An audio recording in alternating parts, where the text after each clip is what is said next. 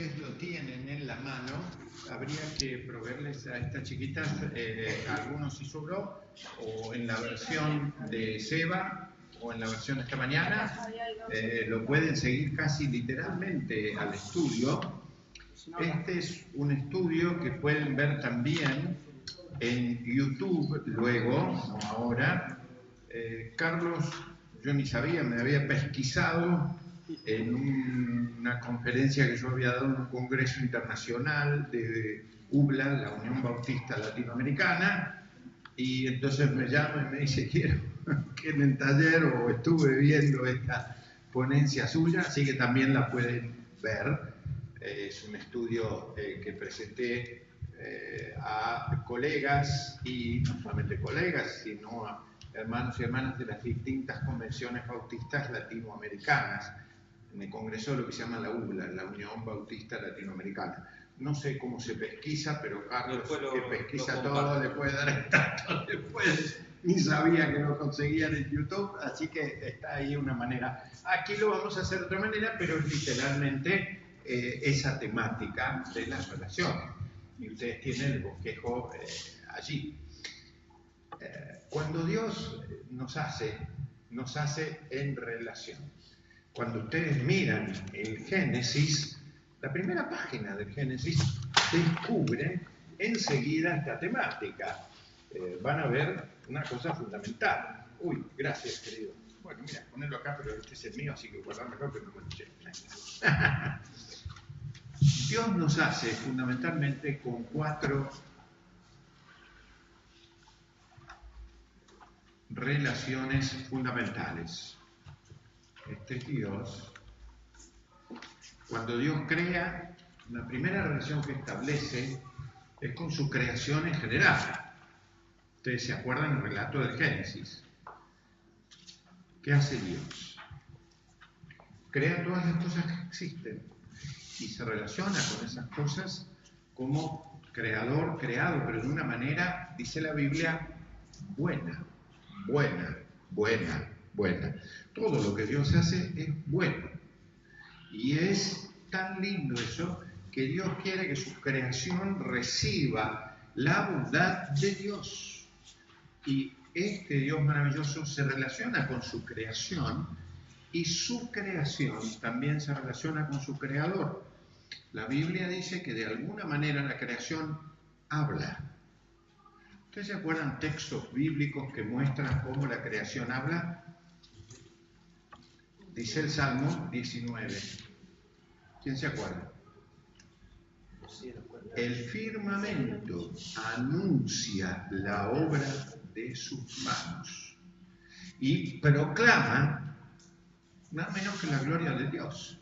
Seguramente aquellos que disfrutan de la salida del sol, o de un sol que se pone, o del mar, o yo que vivía en el campo, una noche oscurísima, pero con unas estrellas maravillosas, me tiraba cuando era niño en el pasto y veía eso y sentía una necesidad de pequeñez frente a esas cosas que me hablaba de Dios. Me hablaba de Dios, la creación, o la belleza incluso de las montañas, por ejemplo, etcétera, la creación. Pero además, Dios crea ¿a qué? Al ser humano. Y dice la Biblia que esta fue su mejor creación. No solamente era buena, sino que era muy buena. ¿Sí? ¿Y cómo lo creó? Para que reflejara a su creador. Lo hizo a imagen y semejanza de su creador.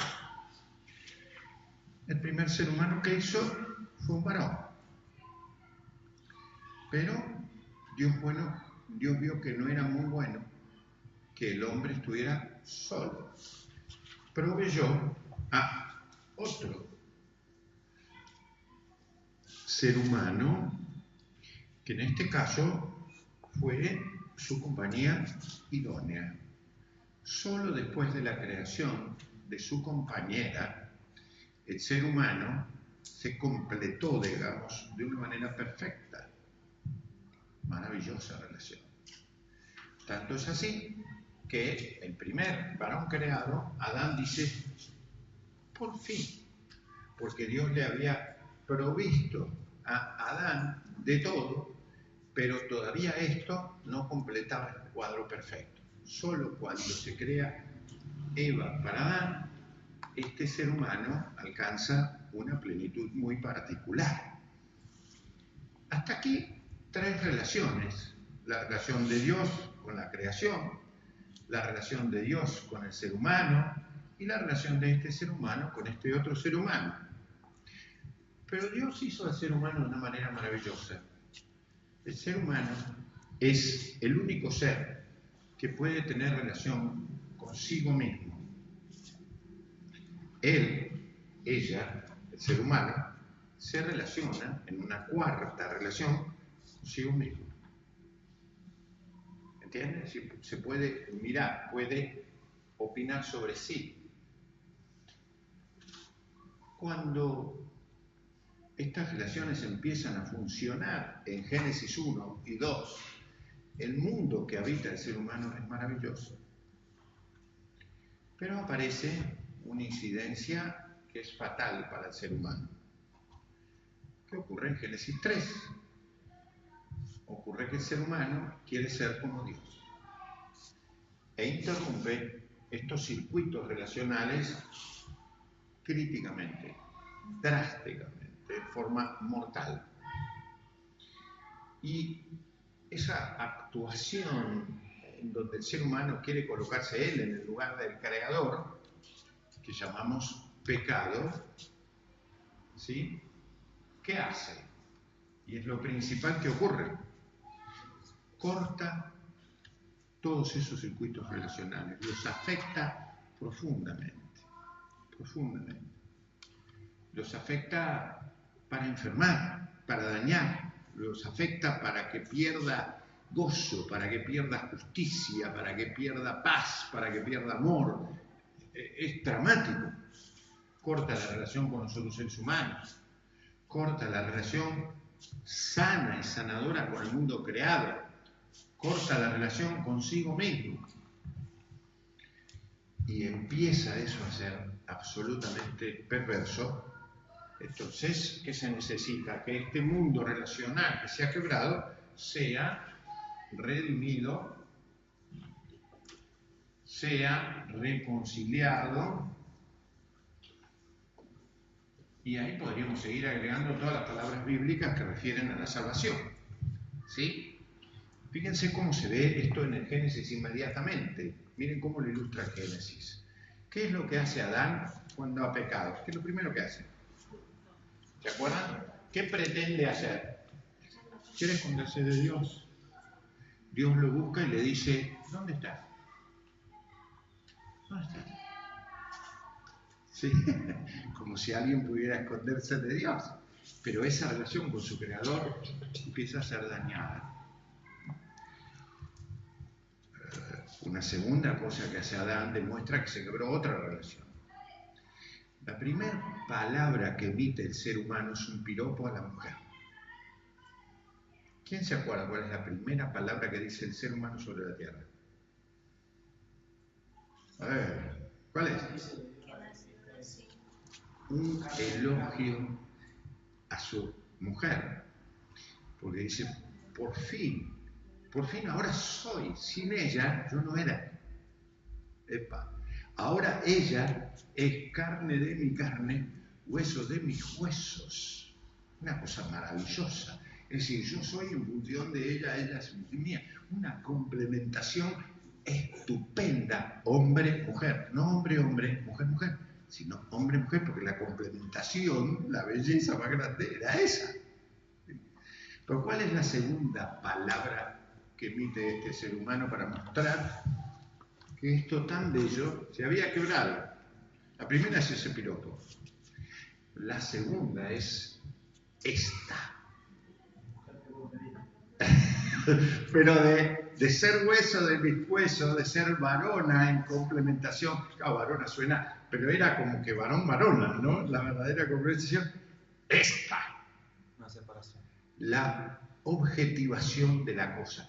Esta que me diste por compañera, culpa, ella. ¿Me entiendes? Sí. Qué notable, ¿no? Qué destrucción tan grande. Y fíjense cómo hasta lo estético y bello se rompe.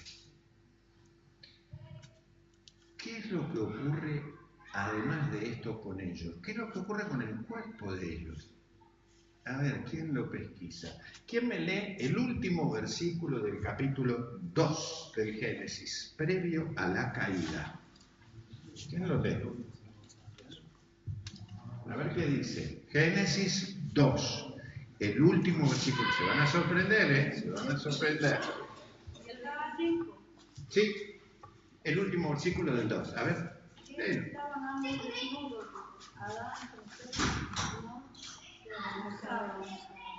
Escuchen esto. ¿Cómo estaban?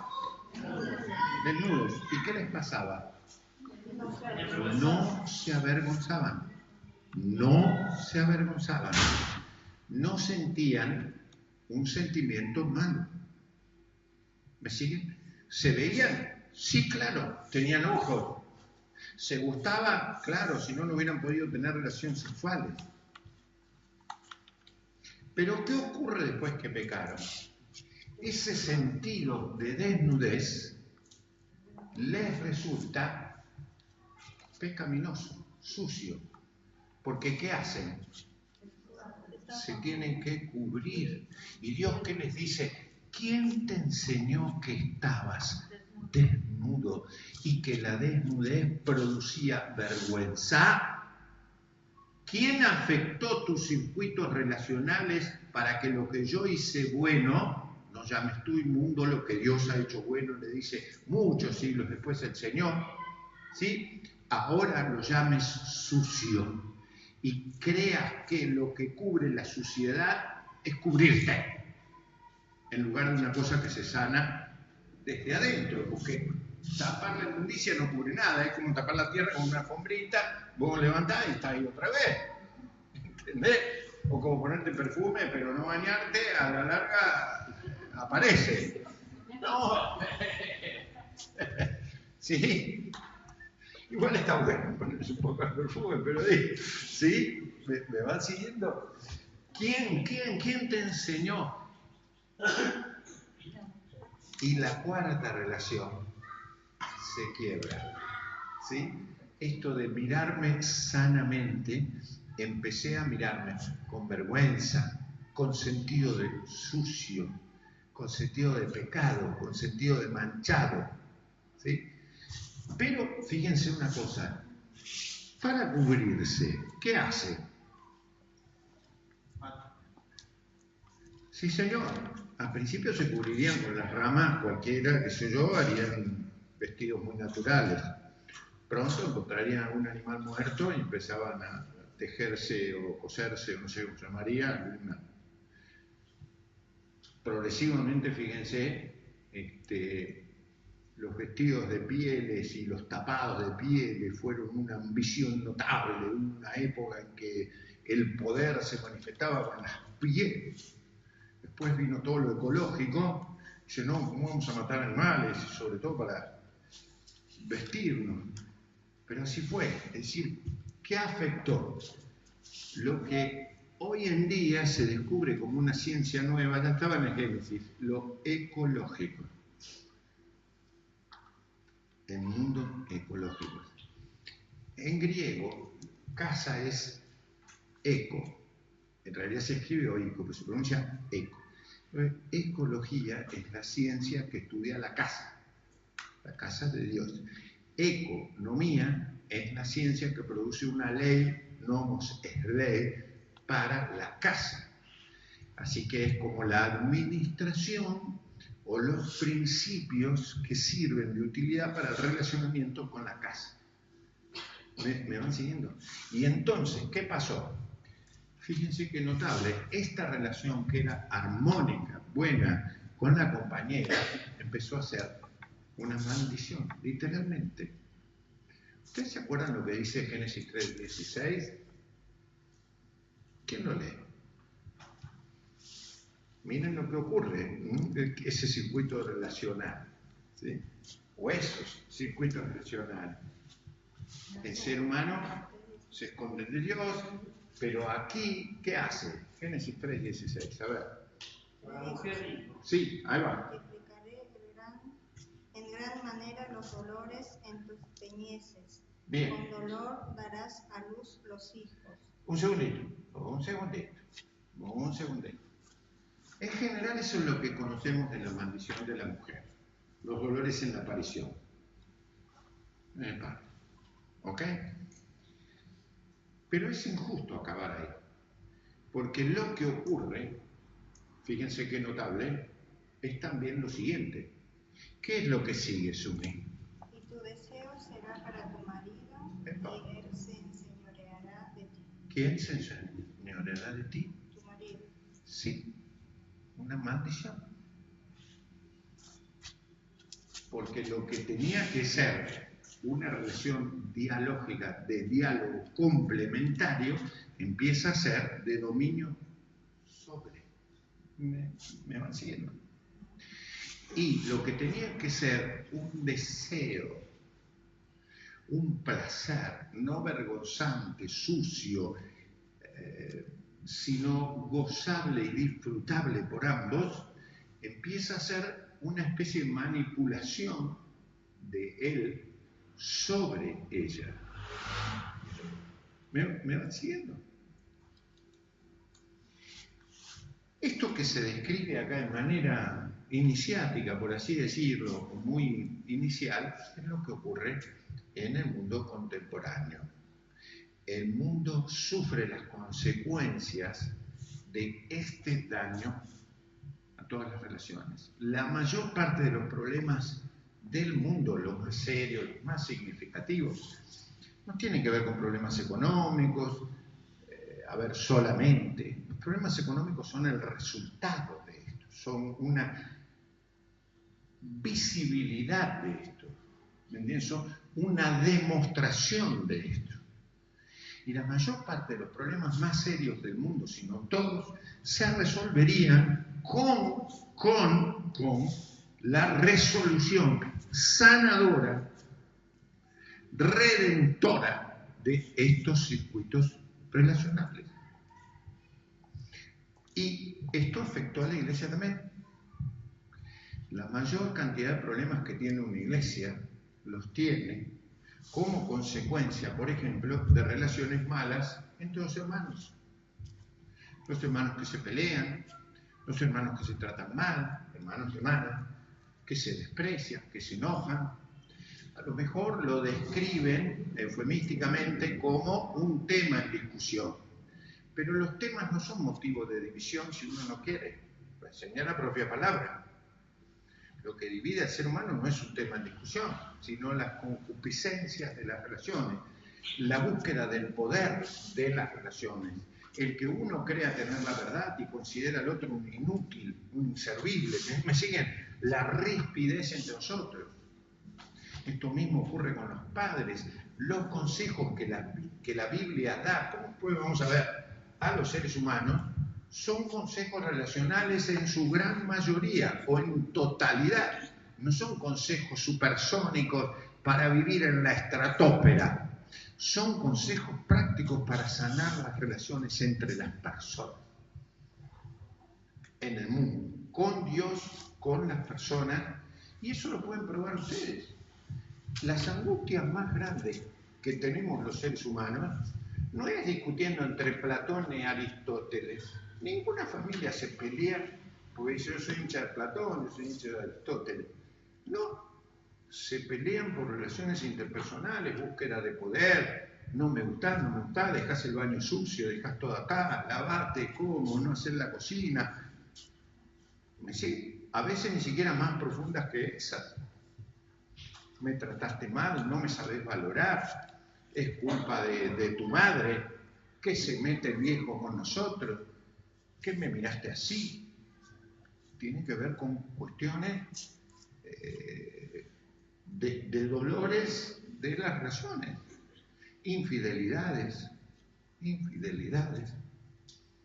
negativas, desprecio, como dicen los chicos, de cortaduras de rostro. Vieron que los chicos dicen, me cortó el rostro, miren cómo lo describe. O más cruel todavía, fuiste, que si no existes. En serio, linda, es cruel eso. No sé cómo serán los adolescentes entre sí, sin piedad. Que no se pueden confiar porque a veces compiten por un candidato en cuestión. ¿Y qué tenés que hacer? Hacer increíble la cosa del otro. Denigrar. Mirá, ¿a quién le gusta a él? ¿Qué tiene esta que no tengo yo? ¿Cómo puede ser que le guste esta? Mismo pecado de origen, esta. ¿Qué? ¿Que a mí no me ve? Relaciones interpersonales. Y socialmente, el ser humano se enferma. Por ejemplo, el hambre de los niños. ¿Ustedes creen que es un tema económico el hambre de los niños? No, hermanos. Dios creó un universo con provisiones para todos. El hecho de que haya niños en la Argentina que escarban la basura no es culpa de Dios. No. Dios ha hecho una tierra hermosa, nos ha dado inclusive a nosotros una tierra en donde no sembramos y crecen las cosas maravillosas. Un niño está escarbando ahí. ¿Saben por qué? Por relaciones nuestras, por mala administración nuestra de su creación, por egoísmo, por ambiciones, por injusticias que hacemos nosotros entre nosotros, no Dios, sino de nosotros, seres humanos con otros seres humanos. Uno que acumula y tiene mucho, y lo aprenden desde niños. Juegan acá en Pinto la piñata. Sí, en los cumpleaños, ¿saben lo que es la piñata? Que ponen como una especie de bolsa con caramelos, juguetitos, lo que sea, hay que romperlo y cuando caen todos se tiran para agarrarlo. Yo conocí al campeón de la piñata. El campeón de la piñata era un niño portachón que usaba, antes se llamaba jardinero, no sé cómo se llama ahora, una especie de ropa que tiene acá como una especie de pechera con un bolsillo acá. Este era el campeón de la piñata. Se preparaban para romper y el gordo estaba así ya. Rompen, caen los caramelos, este ya estaba encima y no agarraba de uno, agarraba a su bolsa que estaba acá. ¡Pum! Así, metía todo acá, caramelos, juguetitos, todo. Un codazo para acá, uno acá, sacaba más o menos 2 o 3 de cada lado, el tipo así copaba. Cuando los más chiquititos miraban y reaccionaba, este ya tenía 2 o 3 caramelos en la boca y dice, no te voy a dar nada, no te voy a dar ninguno. ¿Qué creen que no existimos los adultos que hacemos eso con unos jardineros terribles que ponemos dentro? Lo que pasa es que lo hacemos más sofisticados, nos corrompemos, somos ministros que hacemos eso con la sociedad, somos empresarios muy cultos que tenemos jardineros y metemos nuestra empresa para nosotros y a los demás que los parta un rayo. No te voy a dar nada, te voy a agarrar todo para mí. No lo decimos. Es que son unos vagos, son unos inútiles, ¿para qué vamos a producir una sociedad más justa? Me siguen decir eufemismos para describir relaciones interpersonales absolutamente pervertidas y carentes del fruto del espíritu. En algunos casos estas relaciones interpersonales, que son este pecado, sí, o sea que tienen un fundamento bíblico tremendo, son descritos en la Biblia de manera muy clara. Avaricia, por ejemplo. Dominio de mamón, el dinero sobre la persona que controla, como a los toros decíamos ayer, o a las vacas, de las narices. Gente embobada por tener más dinero. Gente que compra innecesariamente 25 autos, 30 autos, 25 mansiones, que ni saben que las tienen. U otras superficialidades, excentricidades absolutamente pervertidas, Y el que no las tiene, las ambiciona y lo admira, los abanica. Yo quisiera ser, ¿me entiendes? Sí, una absoluta perversión de las relaciones en el uso creativo de los bienes para hacernos bien, en el uso creativo de este mundo para bendecir las relaciones de manera pacífica, justas, hermosas, etc. ¿Me van siguiendo? Enfermedades que se producen por esto, malos sistemas de vida que producen alteraciones psíquicas en los niños. Ustedes saben que un grupo de creyentes pidió hacer una investigación en Estados Unidos de ver por qué algunos niños, por millones, crecían con patologías y enfermedades crueles y violencias. Me dicen, ya tenés, qué cosa. Lo que descubrieron todos estos científicos e hicieron una investigación notable no era que lo peor de la sociedad es un mal administrador económico, esa es la consecuencia. Lo que descubrían eso es que el tema más grave para nosotros es de relaciones interpersonales sin afectos sólidos y maravillosos. Entonces, ese niño, esa niña, va creciendo sin un fruto apetitoso que haga que la persona sea persona. ¿Sí? ¿Cómo se sana? ¿Cómo se sana esto? Si no es con la redención de Jesús y con una comunidad que empiece a ser una comunidad recuperadora de todas estas relaciones, no solo de esta, pero esta, si es verdad, empieza a sanar esta con nosotros, esta con el mundo creado y su administración redentora, ¿sí? Esta con uno mismo, etc. Eso es lo que trato de decir en el estudio. Si ustedes van al apunte, por ejemplo, yo ilustro ahí varias cosas que son, digamos, como la demostración práctica de esto, ¿no?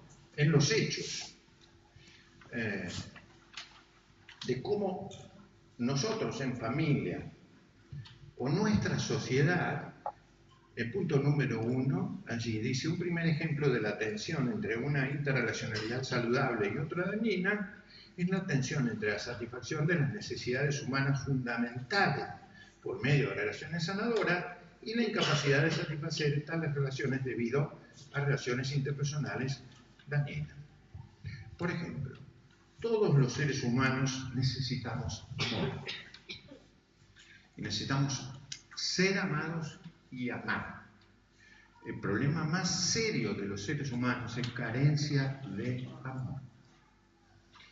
Decía ayer, no solamente el amor romántico, el amor, digamos, elogioso, sino el amor real, ¿sí? El más profundo, el amor agape, que describía el fruto del Espíritu. Lo más importante en la Biblia, Dios nos ama. Pero como consecuencia de que Dios nos ama, nosotros nos podemos amar. Pero no solamente relaciones afectivas, hay relaciones materiales que necesitamos. Necesitamos comer, necesitamos respirar, necesitamos producir vitaminas, minerales. Hay necesidades anímicas, necesitamos sentirnos bien, necesitamos ser fortalecidos, inspirados. Hay necesidades espirituales, necesitamos intimidad con Dios, etc. ¿Y por qué estamos mal? Porque esas necesidades, cuando no estamos relacionados sanamente, no son provistas. La gente no ve amor, no lo recibe, no puede darlo. Mucha gente en soledad total, en abandono total, familias que se quiebran, esposos que se dañan, se agreden, se golpean, niños que son golpeados en la sociedad. ¿Ustedes pueden concebir eso? Nunca es bueno, pero hay perversidades en niños que son convertidos en esclavos del trabajo. ¿Cómo llamarían eso si no relaciones interpersonales dañadas? mala administración de los bienes. ¿Ustedes creen que Argentina puede crear pobreza? ¿Por qué la crea? Porque somos corruptos. ¿Me siguen? No porque no sabemos de economía. Argentina tiene economistas brillantes de todos los partidos. De todos los partidos. Pero ¿por qué no lo podemos lograr? Por el egoísmo, por el materialismo, por la fealdad, porque algunos pocos tienen muchísimo y muchos no tienen nada. Así de sencillo, pero así de cruel. Porque no deseamos servirnos unos a otros. Esa es la verdad, y es la verdad más profunda. Lo otro es opinable, si este sistema o el otro va o no viene, es secundario. Lo importante es que cuando estas relaciones están quebradas no tenemos ni interés. Yo me salvé, a los demás que los parta un rayo. Yo ya tengo lo mío, no me lo cambié, no hace cosas que ahora que yo me puedo hacer mi casita, no hace cosas que me cambie el sistema. O ese sistema materialista de educar para tener plata, buscar la carrera más productiva económicamente, pero no más sanadora. Yo fui testigo de una facultad en donde hacían los juramentos.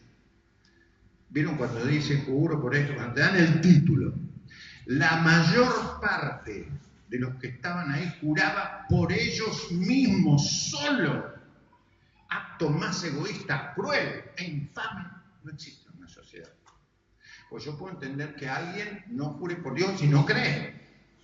Pero no comprometerte con la institución que te educó, con el país donde estás, es un egoísmo total. Es creer que vos sos solo para vos y que vos te educaste solo para satisfacerte a vos. Juro por mí mismo. La gran mayoría juró por sí. Vos podés discutir si los juramentos sirven o no sirven. Es otra cuestión. Te quiero decir, es pensar solo que vos sos responsable. Sí, vos sos arquitecto. Si te viene abajo la casa como vos juraste por esto, lo demás no importa. ¿Qué sos? Vos sos médico, ¿sí? Mataste a un tipo, ¿qué importa? Yo juré por mí. ¿Qué es eso?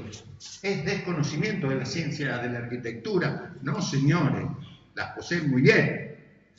Es un sistema vinculante absolutamente enfermo. ¿Me siguen? Pecaminoso, como ustedes lo quieran. Esa es una segunda demostración de esto, voy más rápido, de esta crueldad de las relaciones interpersonales dañinas, es la tensión entre la resolución de los mayores problemas sociales. Todos los líderes sociales inteligentes saben que sin resolución de relaciones no hay propuesta en el mundo. Yo no les puse ahí, pero ustedes pueden citar a cualquier líder mundial, viejo o nuevo. Einstein decía, el ser humano se experimenta a sí mismo, sus pensamientos y sentimientos, como algo separado del resto. Pero esto es una especie de prisión, decía Einstein, uno de los genios más grandes, porque no existe forma de crecer en aislamiento.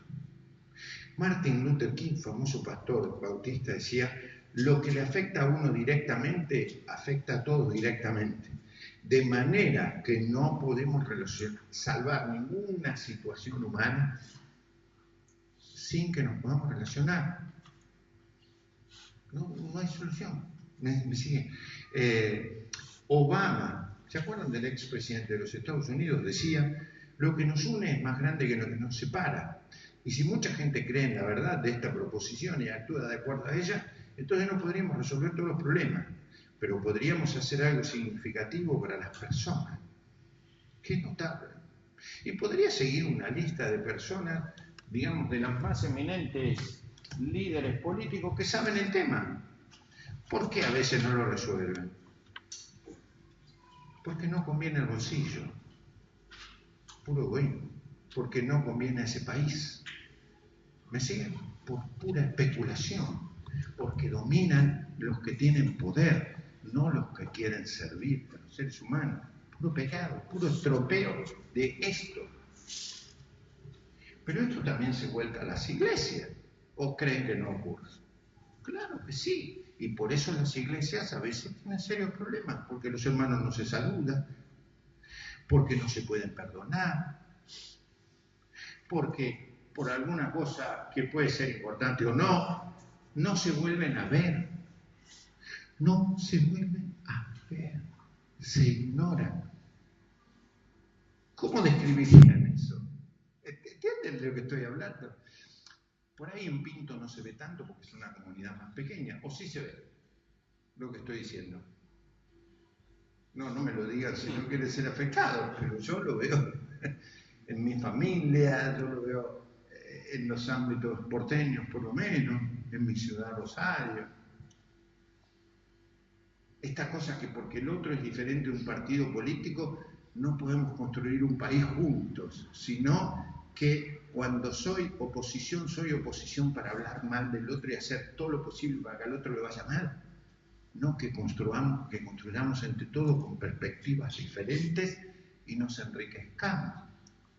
¿Me siguen? No es para reír, no es para llorar, pero uno se ríe porque si no, dice, basta, no hable más. ¿Me siguen? Porque seguramente nos ha dañado eso la propia familia.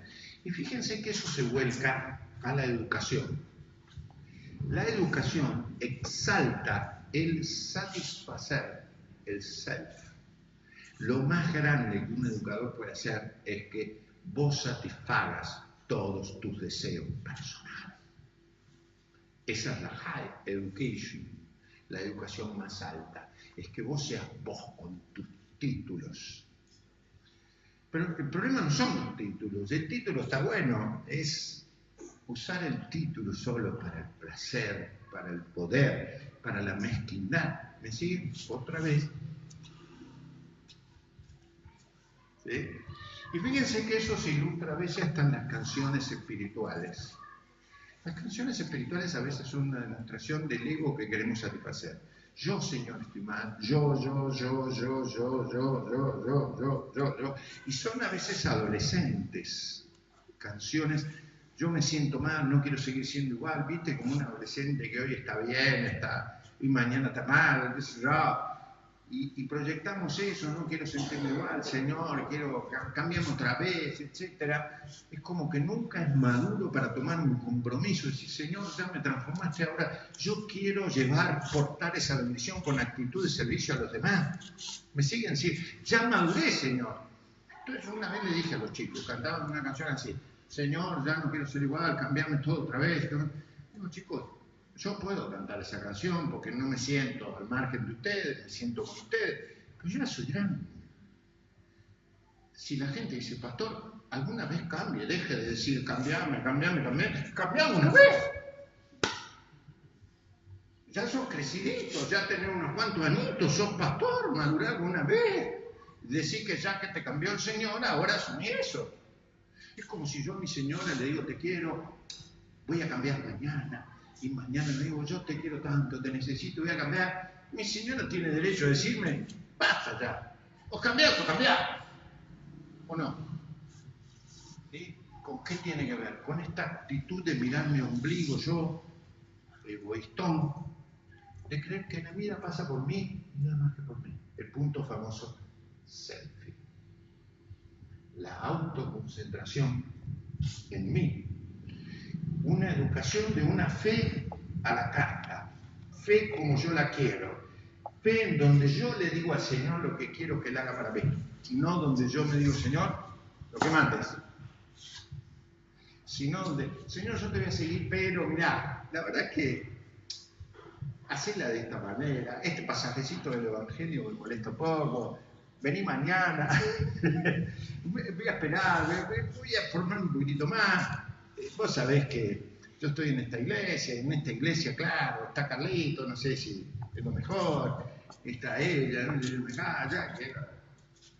Una iglesia que tenga una butaquita reclinable, donde el show sea fantástico, yo pongo acá y todo sea maravilloso, pero no me pidas a mí que me involucre, porque yo todavía no crecí mucho, tengo que esperar absolutamente una iglesia de buscar el chupete que me dan y no de servir. Entonces no crezco. Siempre la culpa la tiene el otro, siempre el daño está afuera, y yo no me relaciono. ¿Entienden la temática relacional cómo se va dando? ¿La van viendo? ¿Sí? Ahora, todo el Nuevo Testamento, como para cerrar, digamos, con un desafío, acorto muchísimo, todo el Nuevo Testamento enseña que el fruto precioso, esto que veíamos ayer y hoy, el fruto tiene que ver con relaciones sanas y sanadoras. Fíjense, Dios nos hizo con capacidad relacional. Primera advertencia bíblica. El pecado lo daña. Las figuras humanas utilizadas a lo largo de la Biblia para describir la relación entre Dios y su pueblo o entre Jesús y la iglesia son de carácter relacional. ¿Ustedes vieron qué figura utiliza Dios para decir cómo ama al pueblo? ¿Como entre quiénes? Esposo y esposa. El vínculo humano más profundo es entre esposo y esposa. Jesús es el esposo y la iglesia es la esposa, lo cual muestra que para la Biblia la relación interhumana es importantísima y fundamental. Todas las instituciones bíblicas son hechas con un carácter comunitario. La iglesia no es un conjunto de individuos, es un cuerpo. Y todas las figuras bíblicas exhortan que cuando alguien se considera el Messi del equipo, está equivocado, hermano. Porque la mano es importante, pero unida al brazo, y el brazo unido al torso y al cuerpo. Y todo bajo la cabeza que es Cristo. Porque cuando vos considerás que por ser pie sos el genio del equipo, perdiste, porque el pie es importante, pero fuera del cuerpo se muere. ¿Me siguen? Y esta unidad funcionando, no solamente como una estatua de cera maravillosa, sino operativo. ¿Sí? Mirar en función de la cabeza, sirviendo al cuerpo, abrazar en función del cuerpo. ¿Sí? La mayor parte de las discusiones que hacemos en las iglesias no tiene que ver por los grandes proyectos, tiene que ver con mezquindades de debates entre nosotros a ver quién tiene la última palabra, quién logró la pulseada, quién se sintió integrado y quién no. Y muchas de las maldiciones que nos vienen tienen que ver con unas especies de profecías autocumplidoras que reflejan lo dañados que estamos, que decimos, en esta iglesia a mí me parece que no me van a querer, porque acá son. Entonces llego a ese lugar y actúo para qué. Actúo que miro de arriba, actúo que me... Entonces, ¿ha visto? ¿Es así? ¿Me lo confirmo yo mismo? ¿Sí? Yo llegué y Tomás no me miró. Porque él cree que los únicos que sirven son los inteligentes, los que tienen plata. ¿Me entendés? A lo mejor yo ese día tenía un dolor de estómago terrible, pero... entonces, todo lo que yo tejo nace de una basura en el carburador y no de un problema real. ¿Sí? Cuando lo mejor que nos puede ocurrir que es formar una comunidad relacional. Lo que yo postulo es lo siguiente en lo práctico, a ver si puede ser para mi iglesia o cualquier lugar. Algunos desafíos para la misión de la iglesia derivados de esto. En primer lugar, hacer un evangelismo definido como conexión. El evangelismo definido como conexión. Lo que la gente necesita es el evangelio, pero sobre todo necesita una conexión con Cristo. Y necesita una conexión sanadora con la gente. La mayor parte de la gente vive desconectado de las cosas saludables. ¿Y qué busca en una comunidad eclesial? una familia sanadora. No busca un astro. ¿Qué busca? Una familia. ¿Me sigue? Que sane, que abrigue, que abrace. Por ahí no lo sabe decir, pero eso es lo que busca. Y el evangelismo tiene que presentarse como una conexión entre la gente. ¿Entienden? Conexiones afectivas. Lo que la gente está esperando es que las amen. Que las amen. Que las amen. La gente está desesperada por carencia de amor. Y los creyentes no somos al margen de eso. Todos necesitamos amor.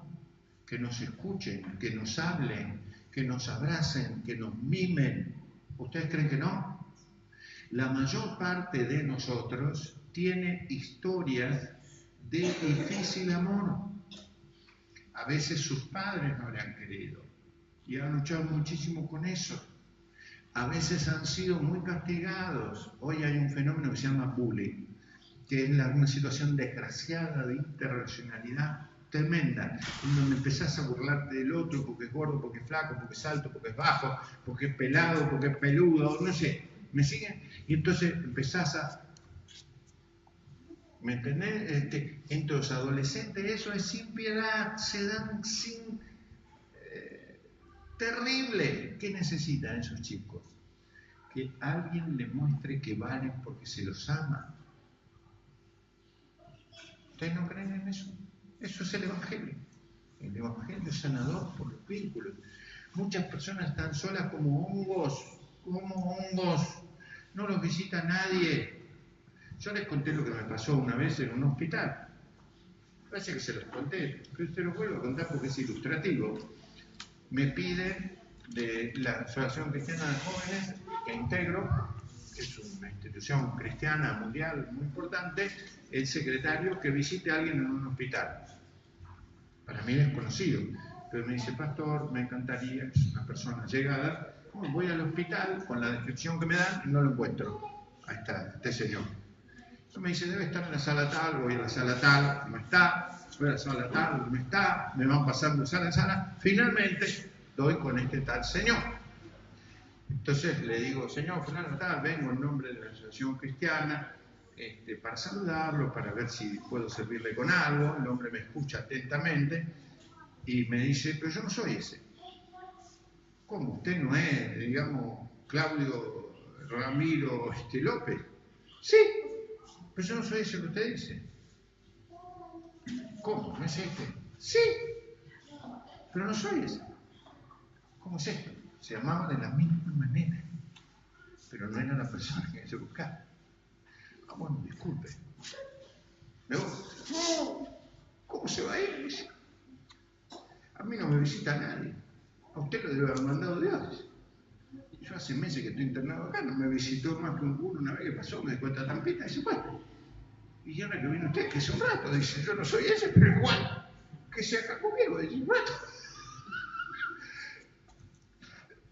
Esto es una historia real. La enfermera, que le resultaba extraño que alguien viniera a verlo, porque por veces que estaba, no sé qué problema tenía, los préditos, estaba ahí. Cuando yo me voy, me dice, venga, lo que le ha dicho este hombre es cierto. No conocemos que tenga vínculo alguno. Y que usted, por casualidad, comillas, haya venido, para mí es sintomático.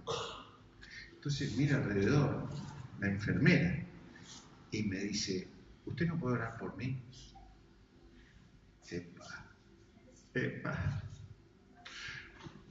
Porque no solamente él tiene problemas de soledad, hay otros que tenemos lo mismo. Dice, pero no quiero que me vean. Dice, ¿a usted le hace problema si vamos a ese lugar? Fíjense, ¿no? Como un tema de mínimo afecto.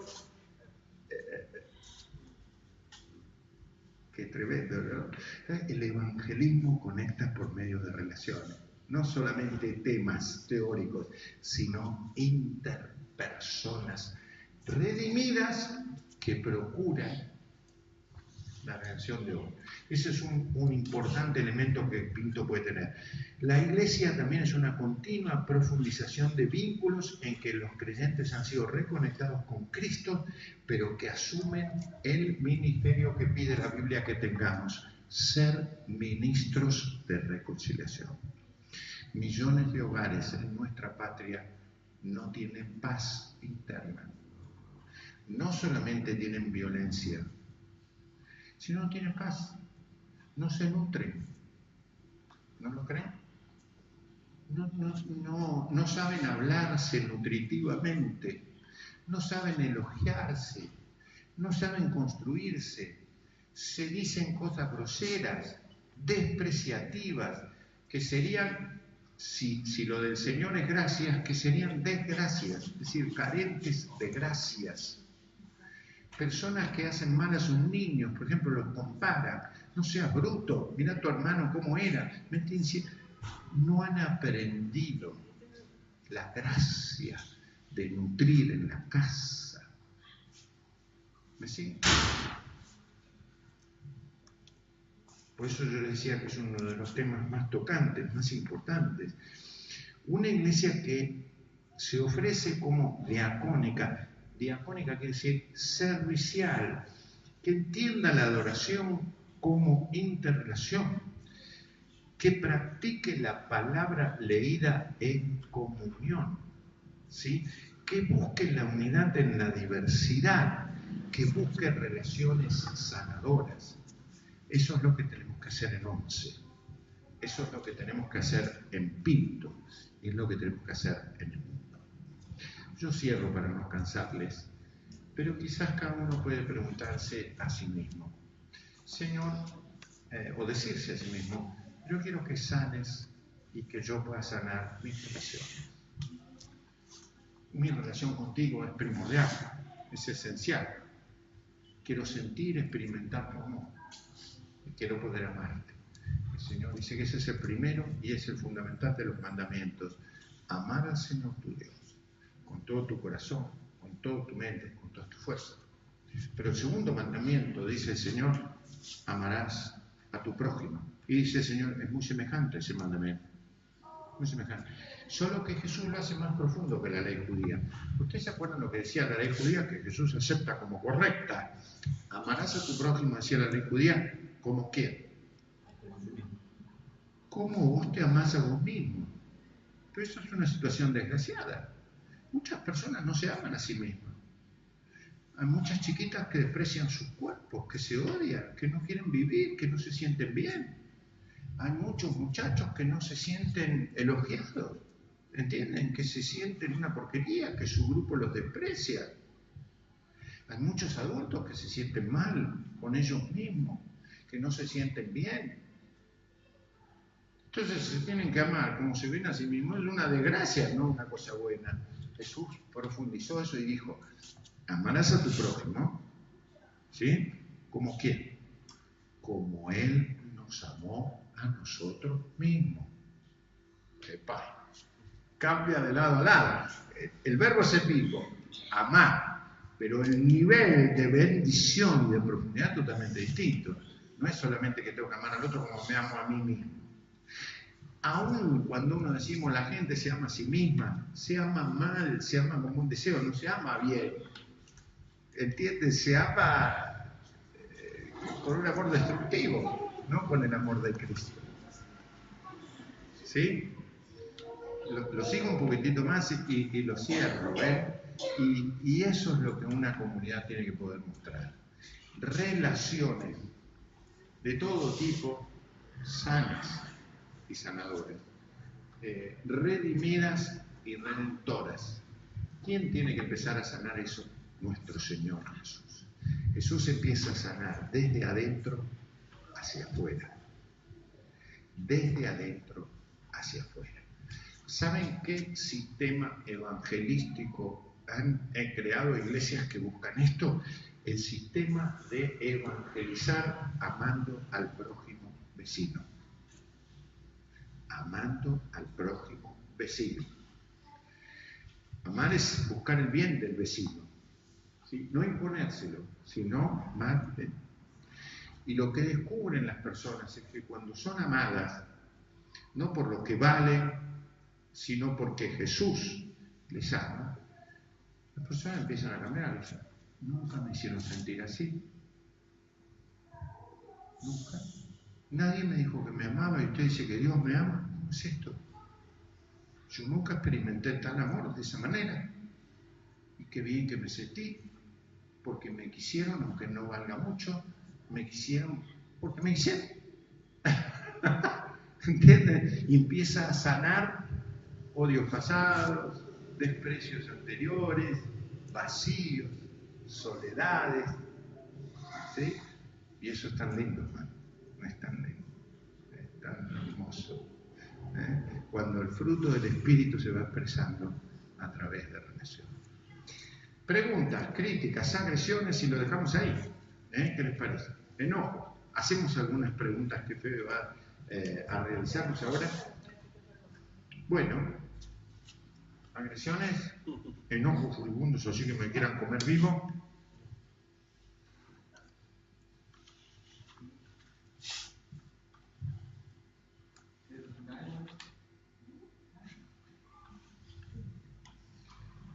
La pregunta es, ¿y esto se puede formar? Sí, claro. Sí, claro. La Iglesia existe para formar en estos principios. Pero esto es doctrina, esto es la esencia, no solo doctrina. Esto es el corazón de la Biblia, un Dios que establece relaciones porque quiere Él. Dios no necesitaba de nosotros. ¿Por qué nos crea? Porque quiere darnos su amor. Le sigue para eso, fundamentalmente. Para que le tributemos la gloria, pero para que podamos recibir su tremendo amor. Dios es un Dios que tiene relaciones interpersonales internas, más que hermosas. ¿Qué relaciones tiene Dios? El Padre ama al Hijo, el Hijo ama al Padre. ¿Y qué dice el Nuevo Testamento? Yo les amo como el Padre me ama a mí. Fíjense qué doctrina de la Trinidad tan sofisticada, pero tan hermosa. ¿Qué es la Trinidad? Que el Padre ama al Hijo y que el Hijo ama. Y entonces el Hijo dice, Padre, yo los he amado como tú me amas a mí. Y fruto de ese amor, ya no los voy a llamar siervos, porque el siervo no tiene este vínculo. Les voy a llamar amigos, porque todo lo que tú me diste a mí, todo lo que tú me revelaste a mí, yo se lo revelo a ellos en esa confidencia de una relación íntima de amigos. Señor, se los quiero dar a ellos. De manera, Padre, que lo que busco de la Iglesia es que sean uno, pero no uno como amiguismo, como el club de bochas del cuadro, de la calle. Eso está bueno, está bueno. Hay gente que juega a la bocha y bárbaro, se sienten bien. ¿Me siguen? Sino que quiero que se amen unos a otros como tú me has amado a mí, Señor. De esa manera. Wow. Y eso se forma, pastor. Es que si la Iglesia no forma, ¿a qué forma? Díganme la verdad. Si el Señor no vino a redimir relaciones, ¿a qué vino? Ustedes sabían, le cuento la historia para dar paso, una historia sueña, muy respetuosa, muy cálida, pero muy cómica.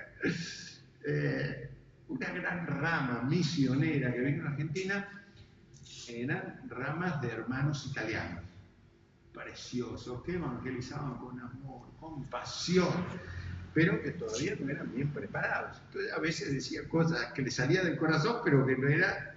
Entonces iban a las plazas a predicar, usaban una especie de cajón de tipo Coca-Cola, o no sé qué bebidas habría en ese momento, Bidú, Crush, no sé cuáles había, como un púlpito ahí, una tarimita, se paraban ahí, predicaban con este un italiano vigoroso que creía en el Señor y predicaba, dice, dicen, en Tano, pero medio que usamos castellano, dicen que Jesús no vino a salvar a los pecadores. Mas yo me pregunto, si el Señor es Jesucristo no vino a salvar a los pecadores, ¿a qué vino? Decime vos, ¿a qué vino si no vino esto? Mas si no cree que Jesús vino a salvar, nuestra relación con él y lo demás, ¿a qué vino? ¿Vino a hacer buñuelito? ¿O a qué vino? Como diciendo, vamos al grano. La misión de Jesús es sanar las relaciones, no hacer buñuelito. Entonces, si la iglesia se entretiene en jugar a hacer buñuelito, perdió el rumbo. El rumbo es a sanar relaciones perdidas por el pecado. Y redimir es reconciliar, entre otras cosas. Eso es doctrina esencial. ¿Bien? Señora. Ustedes saben que yo por muchos años me enseñé a chicos y entonces a mí me queda eso de los chicos, ¿no es cierto? Por eso yo juego las cosas, porque a mí me gusta jugar con los chicos. El médico a veces me dice, señora, dése cuenta que usted tiene bastante kilómetros encima ya para jugar con los chicos. Pero bueno, pero es lo que me gusta hacer. Pero está más linda ahora que antes, ¿eh? Sí,